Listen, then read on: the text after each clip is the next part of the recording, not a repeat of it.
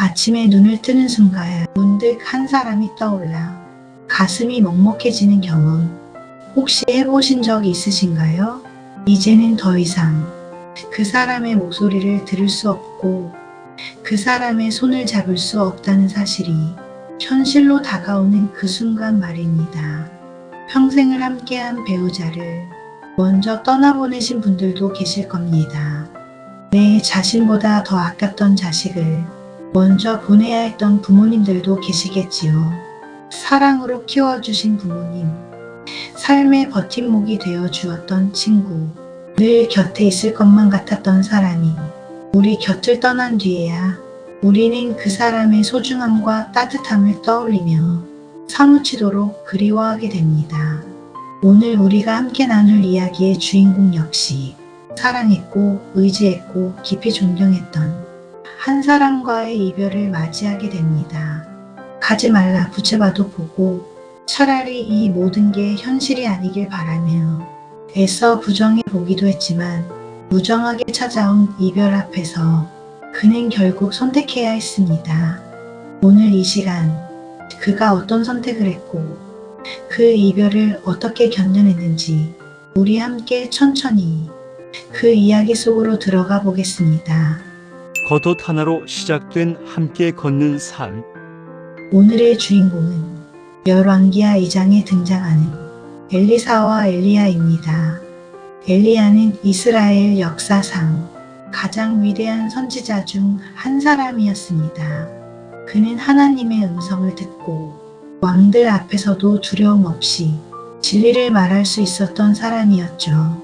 하늘에서 불이 내려오게 했고 가뭄을 멈추게 했으며 죽은 자를 살리기까지 했던 놀라운 하나님의 사람이었습니다. 그러던 어느 날 엘리야는 하나님의 명령을 받습니다. 가서 사밧의 아들 엘리사에게 기름을 부어 내 대신 선지자가 되게 하라. 그때 엘리야는 이미 많은 세월을 살아온 노선지자였습니다. 수많은 싸움과 도망, 외로움과 낙심을 겪은 뒤였죠. 그렇게 엘리야는 한 마을에서 밭을 갈고 있는 젊은이를 발견합니다. 그가 바로 엘리사였습니다. 엘리사는 12결의의 소를 몰며 밭을 갈고 있었습니다. 이 장면은 그의 집안이 상당히 부유했음을 보여줍니다. 12결의의 소를 거느린 집은 당시에도 흔하지 않았기 때문입니다. 엘리야는 엘리사 곁을 지나가며 자신의 겉옷을 그에게 던졌습니다. 아무런 설명도 아무런 설득도 없었습니다. 하지만 당시 겉옷을 던진다는 것은 나를 따르라는 분명한 부르심의 표시였기에 엘리사는 그 의미를 즉시 알아차렸습니다. 부유한 집안, 안정된 생업, 부족함 없는 살. 여러분이라면 이런 상황에서 처음 보는 사람이 나타나 지금의 모든 것을 내려놓고 자신을 따르라고 한다면 어떻게 하시겠습니까? 엘리사는 모든 것을 내려놓고 엘리야를 따라 나섭니다. 부유한 집안과 사랑하는 부모님, 안정된 미래를 뒤로한 채 그는 나이든 선지자와 함께 가는 길을 선택합니다. 그때부터 엘리사의 삶은 함께 걷는 삶이 됩니다. 엘리야가 가는 곳이면 어디든 함께 갔고 엘리야가 멈추면 그 자리에 함께 머물렀습니다. 그는 스승 곁에서 수많은 이야기를 들었을 것입니다. 가뭄을 선포해야 했던 날의 두려움, 사르밧 과부의 집에서 하나님을 붙들고 기도하던 밤들, 갈멜산에서 홀로 서야 했던 그 떨림과 외로움, 엘리야의 입을 통해 전해지는 그 모든 이야기 속에는 기적의 순간보다 더 길었던 기다림과 침묵의 시간이 담겨 있었을 겁니다. 호렙산으로 향하던 광야의 길에서 엘리야가 얼마나 지쳐 있었는지 하나님의 음성을 다시 듣기까지 얼마나 깊은 어둠을 지나왔는지 그리고 정의를 외쳐야 했던 순간마다 얼마나 큰 대가를 각오해야 했는지도 엘리사는 곁에서 들으며 배워갔을 것입니다.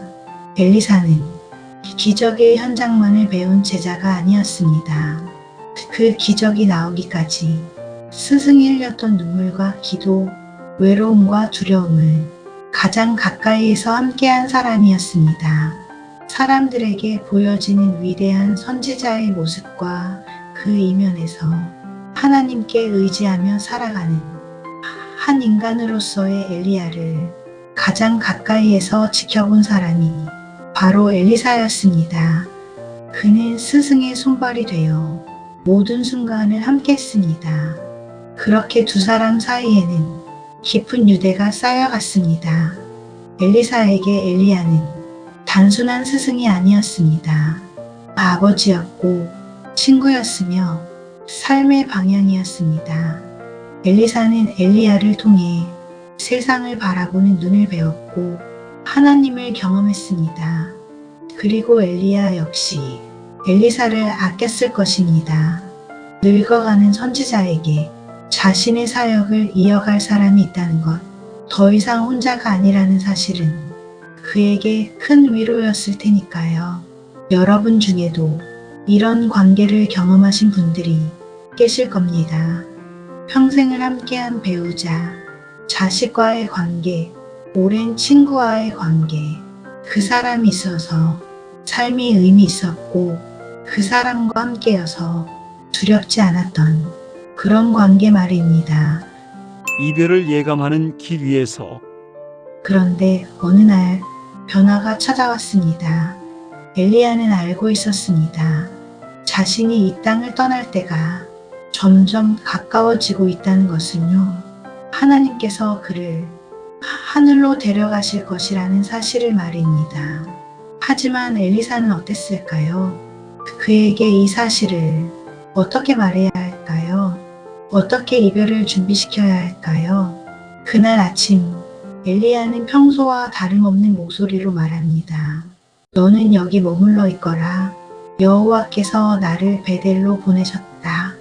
겉으로 보기엔 아무 일도 아닌 말처럼 들렸지만 엘리사는 느꼈습니다. 뭔가 다르다는 것을요. 스승의 목소리에서, 눈빛에서, 그날의 분위기에서 설명할 수 없는 이별의 기운을 말입니다. 그래서 그는 단호하게 대답합니다. 여호와께서 살아계심과 선생님의 영혼이 살아있음을 두고 맹세합니다. 저는 선생님을 떠나지 않겠습니다. 이것은 단순한 고집이 아니었습니다. 엘리사는 이미 알고 있었던 겁니다. 이 길이 마지막이 될 수도 있다는 것은요. 그래서 그는 한순간도 놓치고 싶지 않았습니다. 스승과 함께하는 그 모든 시간이 너무나 소중했기 때문입니다. 베델에 도착하자 그곳에 있던 선지자들이 엘리사에게 다가와 묻습니다. 여호와께서 오늘 내 선생을 내 머리 위로 데려가실 줄을 네가 아느냐? 엘리사는 조용히 대답합니다. 나도 안다. 잠잠하라. 여러분, 우리도 그럴 때가 있지 않나요? 사랑하는 사람이 더 이상 함께할 수 없는 곳을 가게 된다는 말을 들었을 때 그 말을 외면하고 싶어집니다. 그런 말 하지 말라고 거부하게 됩니다. 알고 있지만 인정하고 싶지 않은 것, 그것이 사랑하는 사람의 마음입니다. 엘리야는 다시 말합니다. 엘리사야, 여기 머물러 있거라. 여호와께서 나를 여리고로 보내셨다. 하지만 엘리사는 또 같은 대답을 합니다. 저는 선생님을 떠나지 않겠습니다. 여리고에서도 선지자들은 같은 질문을 던졌고 엘리사는 같은 대답을 합니다. 나도 안다. 잠잠하라. 그리고 마지막으로 엘리야가 말합니다. 여기 머물러 있거라. 여호와께서 나를 요단으로 보내셨다. 세 번째였습니다. 엘리야는 세 번이나 엘리사를 보내려 했습니다. 하지만 엘리사는 세 번 모두 같은 대답을 했습니다. 저는 선생님을 떠나지 않겠습니다. 불수레와 함께 찾아온 이별. 드디어 요단강에 도착했습니다. 엘리야가 겉옷을 벗어 말아서 물을 치자 물이 좌우로 갈라졌습니다. 마치 모세가 홍해를 가른 것처럼 여호수아가 요단강을 건넜던 것처럼 두 사람은 마른 땅을 밟으며 강을 건넜습니다. 강 건너편 아무도 없는 조용한 곳에서 엘리야가 엘리사에게 묻습니다. 내가 내게서 떠나가기 전에 내게 무엇을 해주기를 바라느냐? 구하라. 스승이 제자에게 줄 수 있는 마지막 선물이었습니다. 엘리사는 대답합니다. 선생님의 영의 갑절을 제게 주십시오. 이것은 욕심이 아니었습니다. 당시 사회에서는 장자가 받는 상속분이 갑절이었기 때문입니다. 즉 엘리사는 이렇게 말한 셈이었습니다. 저를 선생님의 진정한 아들로 선생님의 사명을 이어갈 사람으로 인정해 주십시오. 선생님께서 살아오신 그 삶을 섬기셨던 그 하나님을 제가 이어가게 해주십시오. 엘리야는 말합니다. 내가 어려운 일을 구하였다. 그러나 나를 내게서 데려가시는 것을 내가 보면 그 일이 내게 이루어지려니와 그렇지 않으면 이루어지지 아니하리라. 이 말의 뜻은 분명합니다. 이별의 순간을 피하지 말고 끝까지 보아라. 그 고통을 회피하지 말고 정면으로 마주하라. 그러면 내가 구한 것을 받게 될 것이다. 그리고 두 사람이 걸으며 이야기를 나누는 중 갑자기 불수레와 불말들이 나타나 두 사람을 갈라놓았습니다. 엘리야는 회오리 바람을 타고 하늘로 올라갔습니다. 그 모습을 본 엘리사는 참았던 감정을 터뜨리듯 소리칩니다. 내 아버지여, 내 아버지여, 이스라엘의 병거와 그 마병이여. 그는 선생님이 아니라 아버지라고 불렀습니다. 이 순간 엘리야가 그에게 어떤 존재였는지가 분명히 드러납니다. 그렇게 엘리야가 떠나고 혼자 남겨진 엘리사는 자기 옷을 붙잡아 둘로 찢습니다. 그것은 당시 가장 깊은 슬픔을 표현하는 방식이었습니다. 여러분, 엘리사는 울었습니다. 옷을 찢으며 슬퍼했습니다. 그는 강한 믿음의 사람이었지만 동시에 사랑하는 사람을 잃고 아파하며 울부짖었습니다. 여러분의 슬픔도 그렇습니다. 울어도 괜찮습니다. 가슴이 찢어지는 것 같아도 숨쉬기가 힘들어도 그것은 자연스러운 겁니다. 그것은 사랑했다는 증거예요. 요단강의 앞에 선 한 사람. 그리고 다음날 아침이 찾아왔습니다. 엘리사는 땅에 떨어진 엘리야의 겉옷을 조심스럽게 집어들었습니다.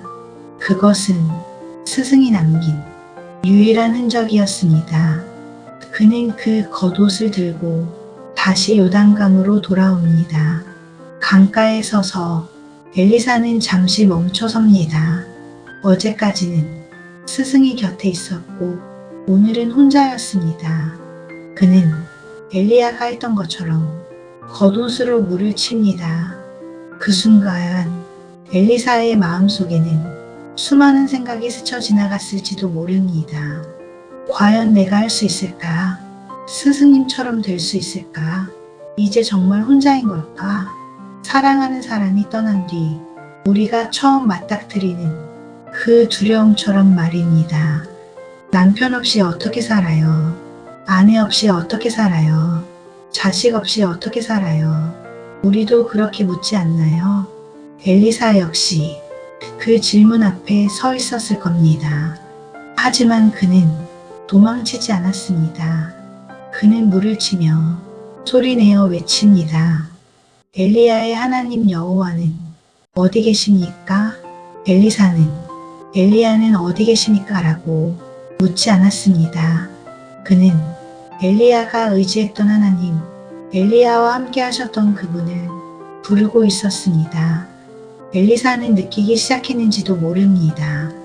사랑하는 스승님이 의지했던 그 하나님, 스승과 함께 하셨던 그분이 이제 자신과도 함께 하신다는 것을, 스승은 떠나고 없지만 그는 나아가야 한다는 것을 그렇게 그는 엘리야의 제자에서 한 사람의 선지자로 나아가게 됩니다. 엘리야는 떠났지만 엘리사의 사명은 시작되었습니다. 떠난 후에도 이어지는 삶. 사랑하는 여러분, 오늘 우리는 엘리사와 엘리야의 이별에 대한 이야기를 함께 나눠보았습니다. 이 두 사람이 우리에게 주는 위로는 무엇일까요? 첫째, 슬픔은 서두르지 않아도 됩니다. 우리는 종종 빨리 회복해야 한다고 생각합니다. 주변 사람들도 그렇게 말하죠. 이제 그만 털고 일어나야지, 언제까지 그러고 있을 거야? 하지만 슬픔에는 정해진 기간이 없어요. 엘리사도 하루아침에 회복되지 않았습니다. 물이 갈라진 것은 능력을 받았다는 표시였지 슬픔이 사라졌다는 뜻이 아니었어요. 여러분도 천천히 슬퍼하셔도 괜찮습니다. 1년이 지나도 2년이 지나도 여전히 그 사람이 그리우면 그리운 거예요. 여전히 눈물이 나면 우는 거예요. 그것은 약한 게 아닙니다. 그것은 사랑입니다. 둘째, 혼자가 아니라는 것을 기억하세요. 엘리사가 깨달은 것이 바로 이것이었어요. 엘리야는 떠났지만 엘리야의 하나님은 여전히 함께 하신다는 것. 여러분도 마찬가지입니다. 배우자는 떠났을지 몰라도 그분이 믿었던 하나님은 여전히 여러분과 함께 계세요. 자식은 먼저 갔을지 몰라도 그 자식을 사랑하셨던 하나님은 여전히 여러분을 사랑하십니다. 그리고 떠난 그 사람의 사랑도 여전히 여러분 안에 남아 있어요. 그들이 여러분에게 가르쳐 준 것들, 함께 나눴던 추억들, 그것들은 사라지지 않습니다. 셋째, 살아야 한다는 것을 알면서도 살 수 없을 때가 있다는 것, 그것을 인정해도 됩니다. 사람들은 말합니다. 삶은 계속되는 거야. 살아있는 사람은 살아야지. 맞는 말이에요. 하지만 그 말이 위로가 되지 않을 때가 있습니다. 엘리사도 그랬을 거예요. 물이 갈라진 후에도, 기적을 행한 후에도 여전히 밤이 되면 외로웠을 겁니다. 여전히 스승이 그리웠을 거예요. 그래도 괜찮아요. 한 걸음씩 걷는 겁니다.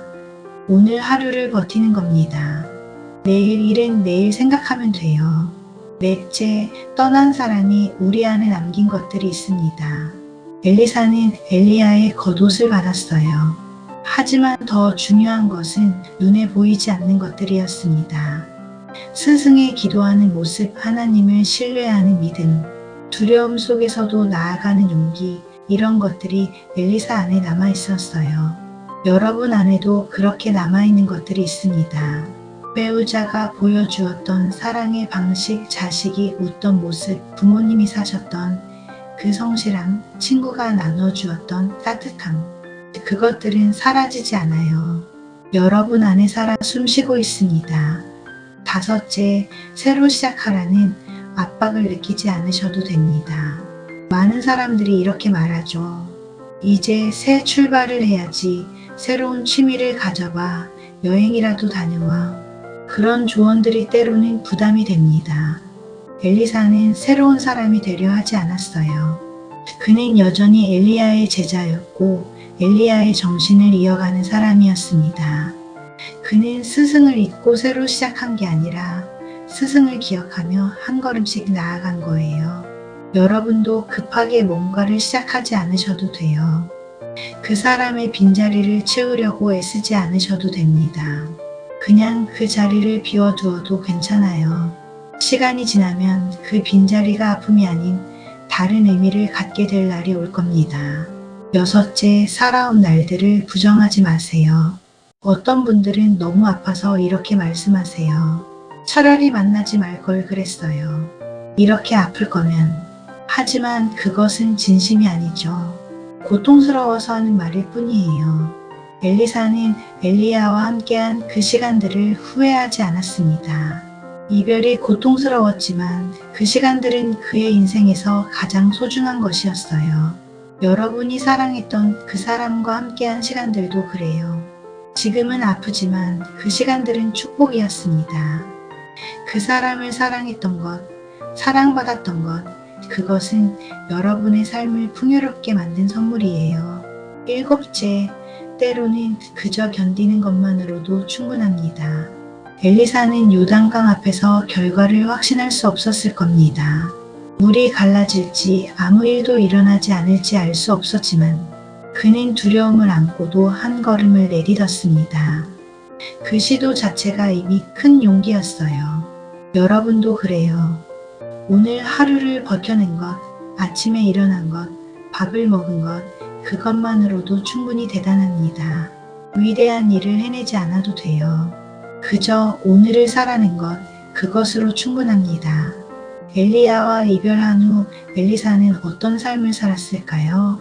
그는 그 후로도 약 50년 동안 선지자로 살았습니다. 물을 깨끗하게 하고 가난한 과부를 도와주고 죽은 아이를 살리고 많은 사람들을 치유했습니다. 하지만 그가 한 가장 중요한 일은 따로 있었습니다. 그는 엘리야가 자신에게 했던 것처럼 다음 세대를 키웠어요. 제자들을 두었고 그들을 가르쳤고 그들과 함께 살았습니다. 그렇게 그의 영향력은 그가 죽은 후에도 남아 후대로 이어졌습니다. 여러분이 사랑했던 사람들도 그래요. 그들이 세상을 떠났지만 그들의 영향력은 여전히 남아 있습니다. 그들이 여러분에게 심어준 사랑, 가르쳐준 교훈, 그것들은 여전히 살아 움직이며 사람들에게 영향을 미쳐요. 그리고 여러분 자신도 그래요. 지금은 고통스럽고 힘들지만 여러분이 이 시간을 견디며 배운 것들이 있어요. 사랑의 깊이를, 이별의 아픔을, 그럼에도 불구하고 살아가는 법을. 이것들은 여러분을 더 깊은 사람으로 만들고 언젠가는 누군가에게 위로가 될 겁니다. 사랑하는 여러분, 오늘 이 이야기를 들으며 혹시 눈물을 흘리셨나요? 괜찮아요. 엘리사도 울었습니다. 내 아버지여 라고 소리치며 옷을 찢었어요. 그리고 그 눈물이 그를 더 강하게 만들었습니다. 여러분의 눈물도 그래요. 지금 흘리는 눈물들이 언젠가는 여러분을 더 단단하게, 더 따뜻하게, 더 깊게 만들 거예요.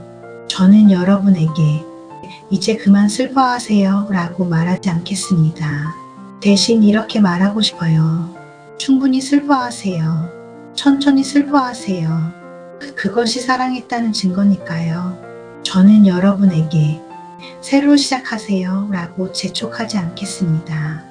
대신 이렇게 말하고 싶어요. 지금 이 자리에서 천천히 한 걸음씩 걸으세요. 서둘지 않아도 돼요. 저는 여러분에게 강해지세요 라고 말하지 않겠습니다. 대신 이렇게 말하고 싶어요. 약해도 괜찮아요. 울어도 힘들어해도 그래도 여전히 여러분은 충분히 대단한 사람이에요. 여러분은 지금 이 순간 견디고 있습니다. 숨쉬고 살아가고 하루하루를 버텨내고 있어요. 그것만으로도 충분히 용감한 겁니다. 오늘 아침 눈을 뜬 것, 하루를 시작한 것, 이 이야기를 끝까지 들은 것, 그것들이 모두 용기입니다. 그리고 기억하세요. 엘리사가 혼자가 아니었던 것처럼 여러분도 혼자가 아닙니다. 엘리야의 하나님이 엘리사와 함께 했던 것처럼 그 하나님이 여러분과도 함께 계세요. 떠난 그 사람의 사랑이 여전히 여러분 안에 살아있어요. 그들이 여러분에게 준 따뜻함, 웃음, 추억들이 여전히 여러분을 감싸고 있습니다. 그리고 언젠가, 정말 언젠가는 이 아픔이 조금 덜할 날이 올 거예요. 그 사람을 생각하면 눈물이 아닌 미소가 먼저 나오는 날이 올 겁니다. 그때까지 천천히 가세요. 서두르지 마세요. 누가 뭐라 해도 여러분의 속도로 가시면 됩니다. 하루를 버티는 것만으로도 충분해요. 오늘을 살아낸 것만으로도 여러분은 잘하고 있는 겁니다. 엘리사가 50년을 더 살았던 것처럼 여러분 앞에도 아직 살아갈 날들이 있습니다. 그 날들이 지금은 막막하게 느껴질지 모르지만 하루하루가 모여 의미 있는 삶이 될 거예요. 그리고 그 삶 속에서 여러분은 발견하게 될 겁니다. 사랑했던 그 사람이 여러분 안에서 여러분을 통해서 여전히 살아 숨쉬고 있다는 것을. 오늘도 수고 많으셨습니다. 오늘 하루를 버텨내신 여러분 정말 수고하셨어요. 시니어앤이 준비한 오늘의 이야기는 여기까지입니다. 구독과 좋아요는 큰 힘이 됩니다. 시니어엔